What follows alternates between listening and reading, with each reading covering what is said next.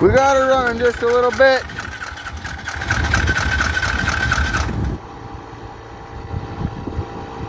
She starts up and then she dies. Makes some terrible noises.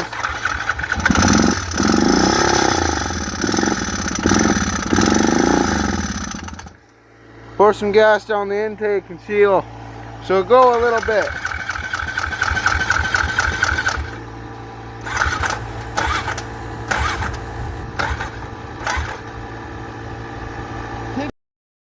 Got the clutch cover pulled. Checked these valves here. We're going to pull some of the clutch, see if we can rule out the clutch making all that noise. Let's hope so.